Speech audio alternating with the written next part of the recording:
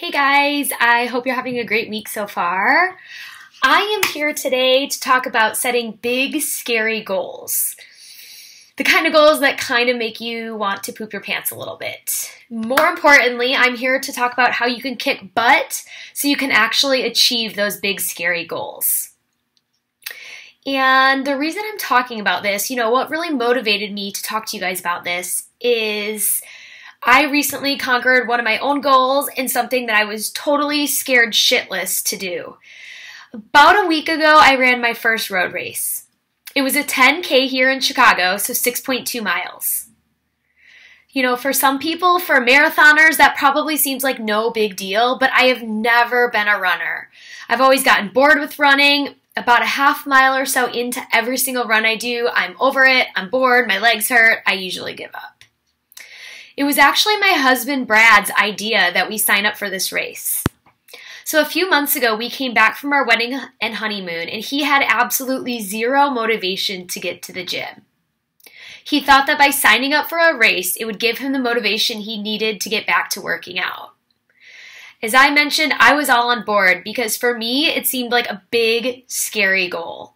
Again, never been a runner, so I was like, what's the worst that happens? Worst comes to worst, I walk 6 miles. Not a big deal. How do you set big, scary goals for yourself? Check out some of these tips that can help you find a big, scary goal to set for yourself.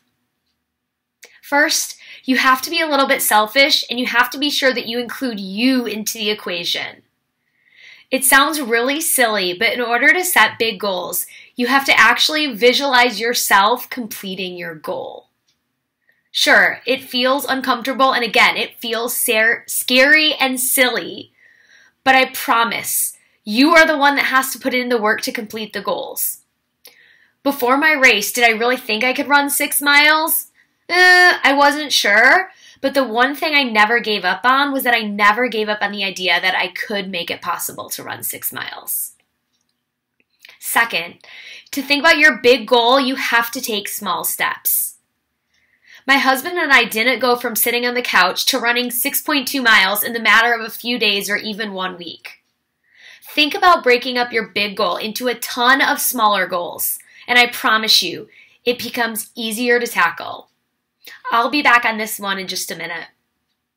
Here's what I learned about setting big and scary goals and pushing yourself past your comfort zone as we trained and prepared for our big race day. First of all, remember that it is mind over matter. Current research suggests that our brain is the first body part to fatigue. What does this mean though? Usually when we get tired while working out, our brain thinks we should give up before our body actually needs to give up. If you start to approach your workouts with the idea that you're going to suffer just a little bit, your brain will start to train itself to know that you can last longer. You know you have the physical capability to complete the workout. You just need to turn on that mental switch so that you know you can make it through. Again, thinking back to breaking your big goal into little small goals. I did not start preparing for this race by running 3, 4, 5, 6 miles. My first day of training, I ran 1 mile. It took me 9 minutes and 40 seconds, and I thought I was dying. Seriously. I honestly didn't know if it was possible for me to run 6.2 miles. It seemed super daunting and boring at the time, but I kept believing in myself that I could do it. I didn't let the fear of possibly not being able to do it stop me. I tried to follow my training plan as closely as I could. I slowly increased my mileage, I got a little bit faster, and noticed that running became much more comfortable as I adapted to it. Seriously though, after that first mile run on the first day of training, my calves and hips were so sore the next day. After my body got used to running though, I noticed that I became less sore even though I was running more consistently. Speaking of adapting to workouts, you have to be sure you mix up your exercise routines for a couple of reasons. If you're consistently doing the elliptical or the treadmill 3 times a week and you've been doing that for the last few years or months, it is time for you to shake it up. Try an indoor cycling class or grab some weights and try a weight workout. Current research suggests that our bodies adapt every 4 to 6 weeks to what we're doing.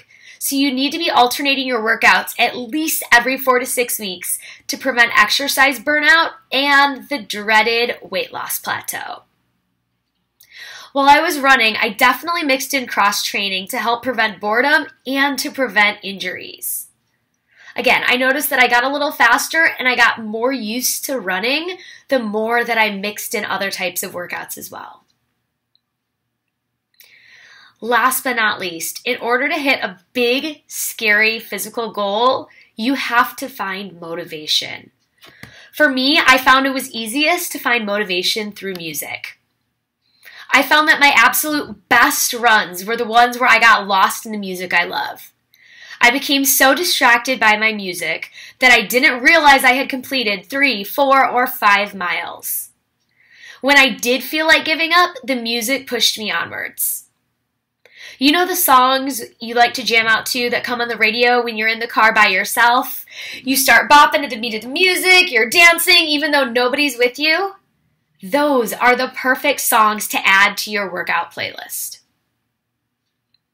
My last piece of advice for you is to just own it and run with your goals.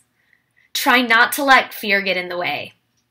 Always remember that moving outside of your comfort zones definitely adds a little bit of stress and anxiety to life, but this is a good thing. Again, as I mentioned before, when we first registered for the race, part of me was totally scared.